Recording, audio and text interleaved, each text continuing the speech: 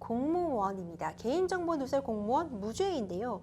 코로나19 확진자 개인정보가 담긴 보고서를 사진으로 찍어 자신의 가족에게 전송한 군청 공무원들을 처벌할 수 없다는 대법원 판단이 나왔다고. 이게 어떻게 된 내용이죠? 맞습니다. 자, 이게 2020년 1월 말에 충청도 소재의 한 군청 소속 공무원들이 저지른 일입니다.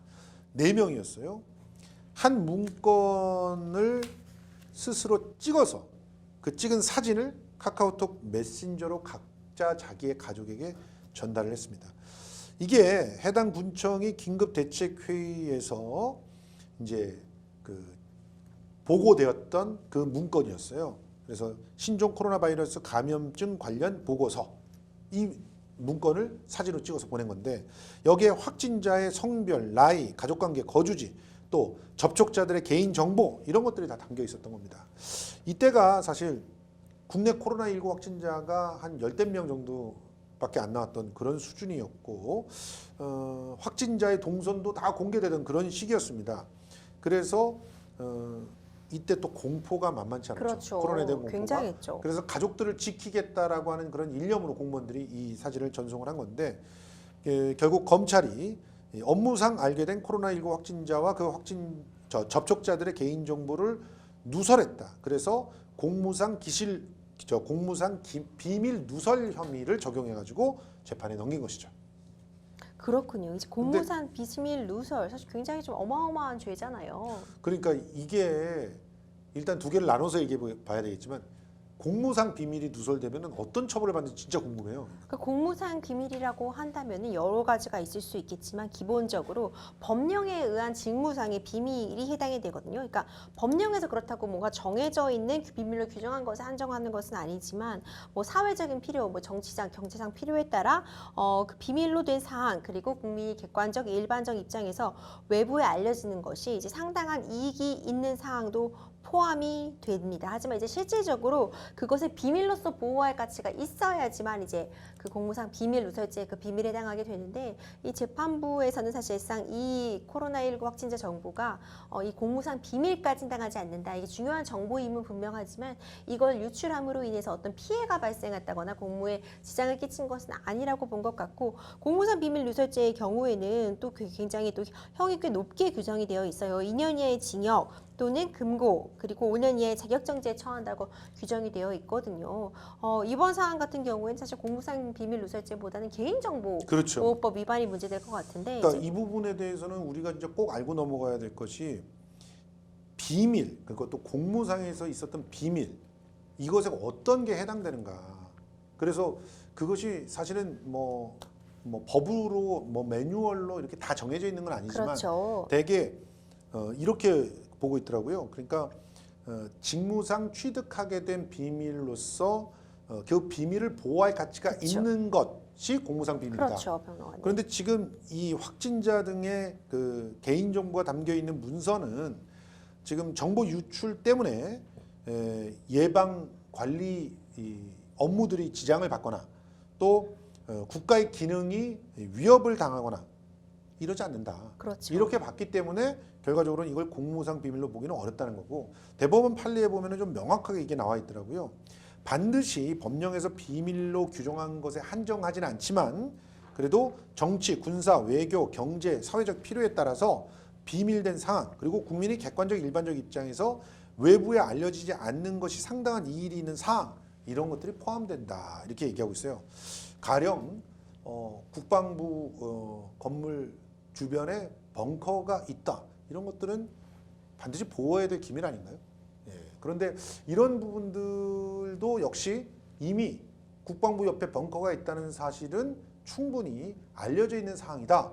그렇기 때문에 그런 것들을 이제 TV를 통해서 좀 알렸다고 해서 공무상 비밀 누설에 해당하지 않는다라고 이제 최근에 또 이렇게 그 방송 등을 통해서도 확인이 된 바가 있기 때문에, 비밀로서 보호할 가치가 있느냐 없느냐 이런 부분을 따지는 게 제일 큰 그런 쟁점이라고 볼 수 있는 것 같습니다. 이번 사건의 경우에는 결국 그 공무상 비밀 누설죄 부분에 대해서는 무죄를 선고했지만 이제 개인정보보호법 위반 부분에 대해서는 유죄라고 판단을 해서 이제 4명의 피고인에게는 벌금 100만 원의 선고유예형이 확정됐다고 정리해 볼 수 있을 것 같아요. 네. 이런가 하면 서울의 한 주민센터에서 공무원이 외국 여성과 결혼한 민원인에게 막말을 한 사실이 알려서 논란이 되고 있더라고요. 뭐라고 했길래 이렇게 문제가 되고 있는 건가요? 18일 민원인 A 씨가 CBS 라디오 김현정의 뉴스쇼를 통해 가지고 분노를 폭발시켰습니다.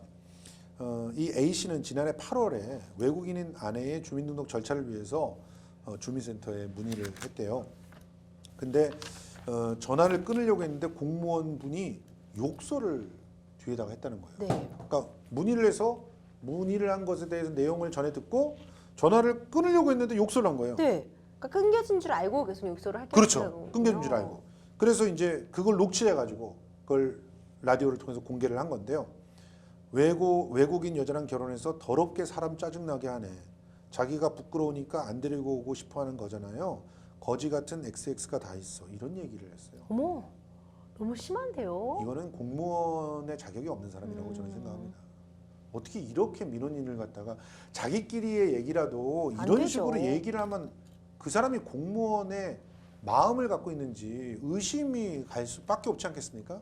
그럼요. 아무리 민원인이 힘들겠다고 해도 이런 식으로까지 얘기를 그 자리에서 할 필요는 없었다고 생각합니다. 그래서 이 A 씨 같은 경우는 이 녹음도 사실은 항상 뭐 녹음을 한다거나 이런 사람이 아니라 이제 서류 같은 걸 갖다가 보면 복잡하니까 다 기억하기가 힘들 때가 있잖아요. 그럴 때 녹음을 해서 이 서류를 아내한테 알려줘야지 네. 이렇게 생각하고 녹음을 하고 있는데 갑자기 이 녹취가 들어오니까 너무 황당해진 거죠. 그래서 항의 전화를 했는데 처음엔 욕을 한 게 아니라고 또 발뺌을 했다는 거죠. 거짓말을 한 거죠. 그러다가 나중에는 만나서 사과하고 싶다고 얘기를 했대요. 그래서 사과를 받으려고 또 갔더니 참 기가 막히게도 뭔가 늦게까지 장가를 못 가서 결혼하고 그냥 약간 애 낳는 수단으로 쓰는 걸로 착각했다. 매체에서 하도 그런 기사들이 있길래 이런 얘기를 했다는 거예요. 이중 삼중으로 모욕을 한 게 아닌가 그렇죠. 이런 생각이 들어서 참 우리나라 좀 문제가 많다라는 생각이 들고 특히 한국이 이제 단일 민족, 백이 민족 뭐 이런 자부심을 가지고 또 우리 민족으로서의 우수성을 이제 자랑하고 이런 것들은 그것 자체가 나쁜 일은 아닐 겁니다. 그런데 다른 민족이나 다른 문화권에 있는 사람이 우리나라에 와서 살게 될 때 이런 식의 혐오적인 시각을 갖게 된다면 그것도 공무원이 이런 시각을 갖고 있다면 그건 심각한 문제다라고 생각할 수밖에 없네요. 얼마나 당황스럽고 불쾌하셨을까 싶은데 결국 국가를 상대로 손해배상 소송 제기가 하신다고 하더라고요. 그렇습니다. 그리고 이분이 사실은 서로가 이렇게 그 연애를 해가지고 결혼을 하신 분이고 특히 아내가 키르기스스탄 그 권력층 가문의 자제래요. 그래서 어떻게 보면은 한국이 좋고 한국 사람이 좋아서 그렇죠. 다른 거 하나도 보지 않고 한국에 와서 살고 있는 그런 어떻게 보면 우리한테는 우리나라 전체가 마치 이 시댁이 된 것처럼 우리한테 시집 온 며느리로서 잘 대해줘야 될 그런 사람 아닙니까? 그런데 이런 식으로 비난을 했다라고 하는 것이 만약에 그 현지에 알려지면 어떤 일이 벌어졌습니까? 이거 그럼요. 외교적인 문제가 될 수도 있어요. 그 공무원이 얘기했기 때문에 그렇습니다. 그냥 동네 구멍가게 아주머니가 얘기했다면 그거는 그럴 수도 있어 하고 넘어가겠지만 이거는 주민센터의 공무원이 얘기한 거예요. 그거는 본질적으로 성격이 다릅니다. 그러니까 이 부분은 철저하게 사과를 해야 되고요.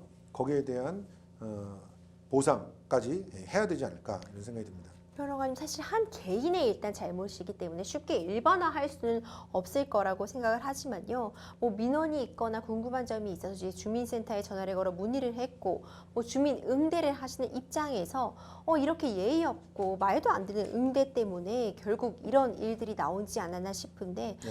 평론가님은 이번 사건 어떤 시선으로 좀 바라보고 계세요? 기본적으로 우리 공무원들이 대부분은 다들 열심히 공부하고 또 시험에 합격해가지고 또 나름대로 이 사회에서 스스로가 그렇죠. 지식인이라고 하는 인식을 가지고 주민들한테 봉사하려고 노력하는 그런 분들이 대부분은 그런데 좀 일그러진 엘리트 의식을 갖고 있는 분들이 그중에 끼어 있는 것 같아요.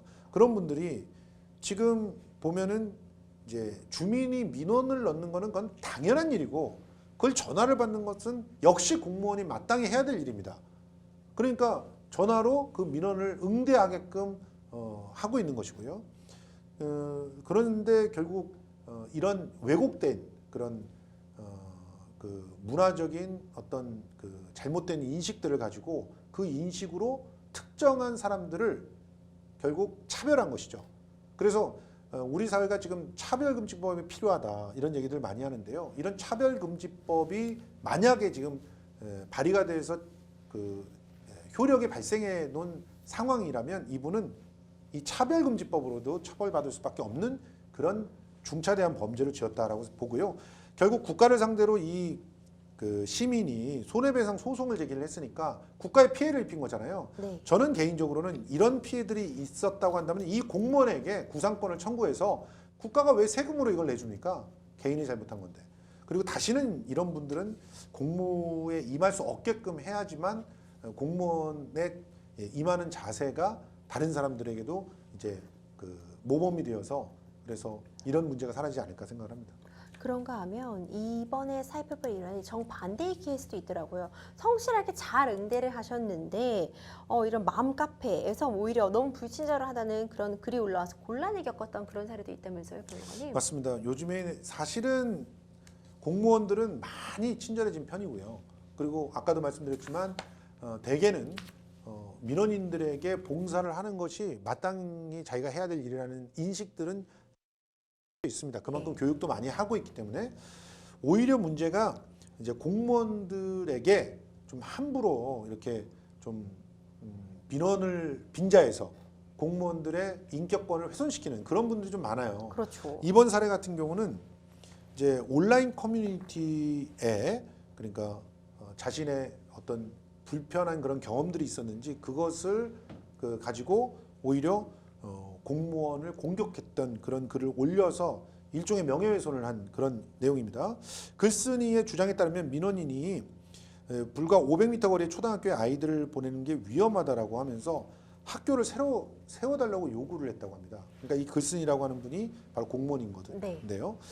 출산율도 떨어지고 있고 학령 인구수도 줄어들고 있는 상황이니까 사실 학교를 이렇게 막 지어 놓는다는 것은 굉장히 그 나중에 위험한 그런 상황이 될 수가 있거든요. 그래서 장기적으로 검토해야 된다는 이 내용을 설명을 했는데 엄마들이 그렇게 얘기하는데 형식적 답변만 할 거냐, 부모가 그렇게 가르쳤냐라고 따졌고 그리고 또 감정적으로 말씀하시지 말라고 얘기를 했더니 민원인은 지역 맘카페에 불친절 공무원 누구 이렇게 얘기를 하면서 올려서 이제 일종의 인터넷 조리돌림을 하게끔 유도했다는 것이죠. 그렇군요. 참 이런 일들이 벌어지니까 공무원들의 사기가 떨어지게 되는 게 아닐까 생각을 합니다. 좀 많은 분들이 공무원 하면 뭐 철밥통이다, 워라밸이 좋다 이렇게 알고 계신 분들도 많지만 실제로 이제 많은 분들이 굉장히 업무에 시달리면서 또 많은 그 감정 노동을 하게 되잖아요. 그렇죠. 그런 어려움을 호소하시는 분들도 많아서